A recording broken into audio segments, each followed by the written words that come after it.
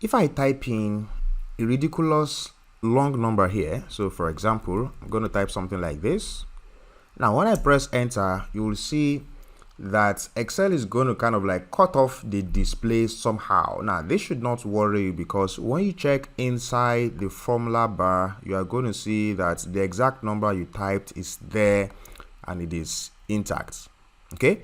Now, if I decide to, maybe I want to apply a comma style to this number, for example, what I just typed was just the numbers exactly the way it looked. For example, this is just 10,000.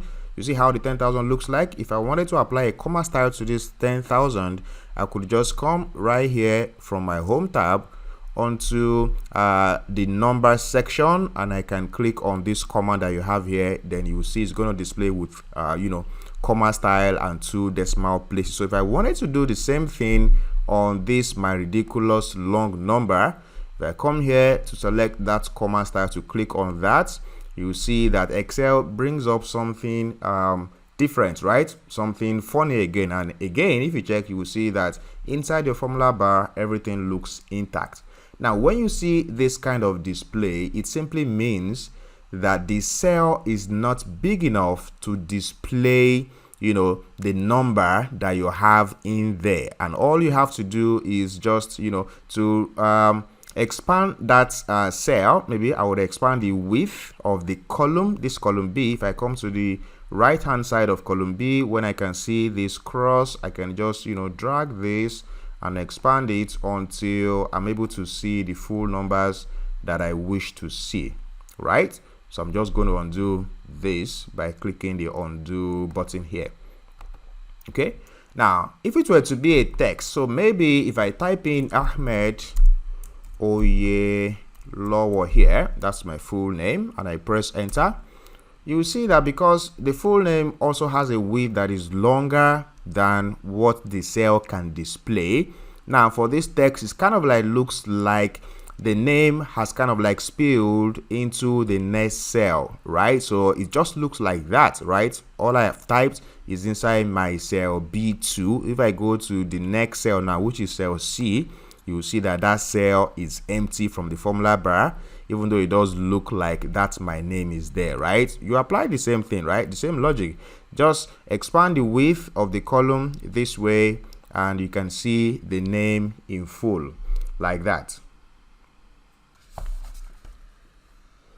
Okay, so I'm just going to undo this operation also. Now, another way I could actually have managed something like this is to put it in such a way that it can look somehow like this. You see, this is supposed to be A, B, and C, but you see that the C basically has dropped into the next line, right? So this is when you are wrapping your text. So if I click on this now, it's going to wrap this text and ensure that maybe it can expand this cell downwards a little bit so that the next thing can appear below the first one. So if I do this wrap now, if I click on this wrap text, then you will see that you display the name in full by taking the surname into the next row. Okay, so I will undo that yet again.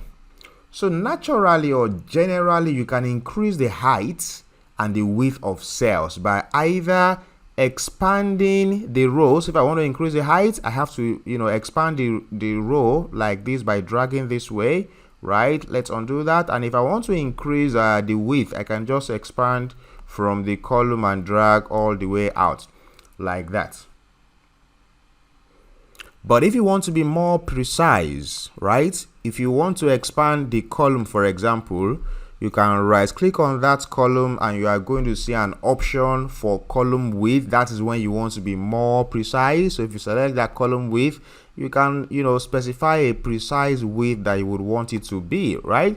And you could do the same thing with the row. So if I right click on this row 2 now, I can select row height and I can put a specific measurement for what the height of the row should look like. But this is something that you will really make use of. Right now, this row height and this column height, those two things, you will also find them if you come to your home tab and you go towards the right hand section. You have a group for cells and one of them is format. So if you click on the drop down for the format under cells, you will see row height and you are also going to see column width.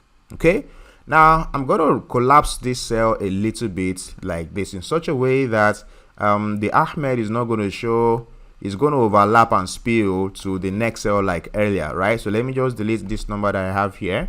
So now you see this Ahmed Oyolowo is splitting to the next cell, but I really want to have something else on this next cell. So I can go to that next cell and also type something there. So I'm going to type in here David Oyolowo as well, right? Now you can see that the Ahmed has been cut off somehow, but when you click inside the cell, you know the full name is there, right? If I have something else here as well, maybe like 200, like that, you see that also the David has also been cut off, but when you click inside the cell, you will see that the full name is there as well. Now if you want to adjust something like this, what you could do is, obviously you could expand this column and also expand this column, and you will have them, you know, corrected, or you will have them appear correctly like you would want it to look like. But if you want to do that faster, you can highlight the two columns at the same time. And how you highlight your columns is by clicking on the header of the column. So this is column B, for example. When I go to column B and I hover there, right there where I see B and I see this drop down arrow, if I click on that, and while still holding down my left click, I can drag onto the next one to make sure the two of them are highlighted. Then I can go to either one of them. I can go to the right hand edge of the column C or the one for column B, whichever one I feel like, and I can just expand that one. And technically I'm expanding both of them at the same time, because when I leave that, you see the two columns are actually expanded to the same width.